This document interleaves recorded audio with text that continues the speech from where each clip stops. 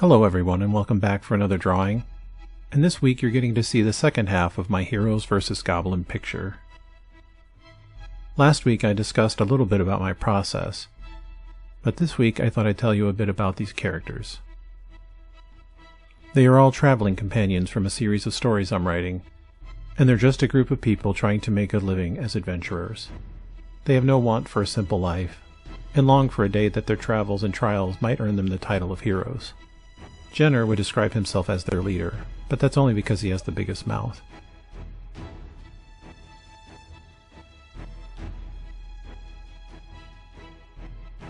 He comes from a family where his father and grandmother are both considered great champions of the realm, and he longs very much to one day not only achieve the status of his elders, but exceed them in their deeds.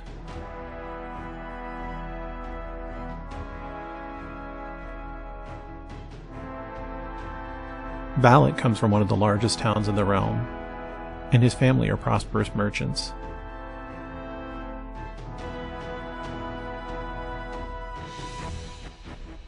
Valak, from an early age, however, had no interest in following in his family's footsteps at all, and wanted to see the world and find adventure.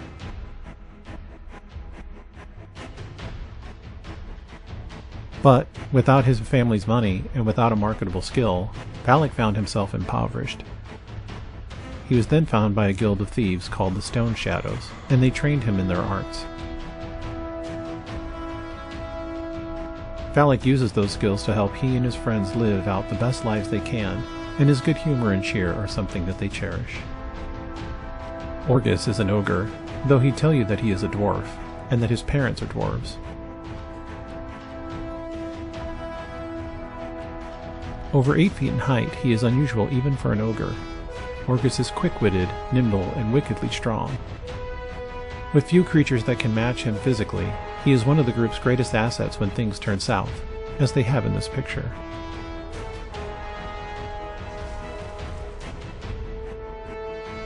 While the others struggle, Orgus revels in the battle. Goblins always plague the village where he was raised, so he relishes the opportunity to fight such a horde. Tiji is Orgus's best friend. Coming from a village of gnomish healers, Tiji lived and served among them for many years.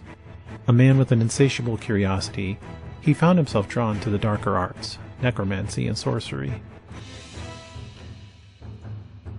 He believes that no magic is evil in nature, it's all in how you choose to wield it.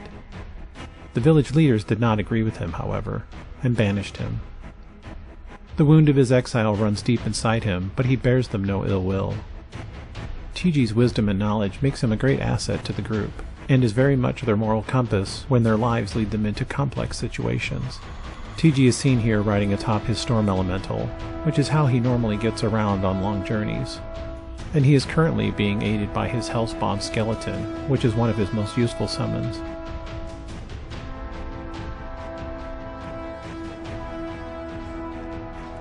And finally we have Scar, a former slave who was forced to fight in the arenas for sport of the slave traders. In this world, he developed a savage set of skills, and became one of the fiercest warriors in the fighting pits. His deadly skills honed in this manner began to worry his owner, and feared that he may at one point no longer be able to control his slave. But rather than kill Scar, his owner set him free, an act that changed Scar.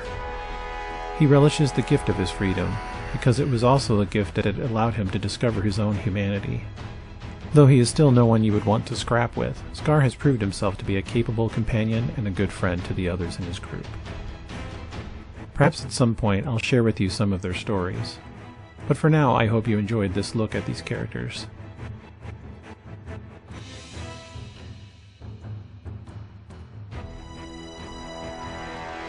Are you a writer? If so, what kind of characters and stories do you enjoy telling? Let me know in the comments.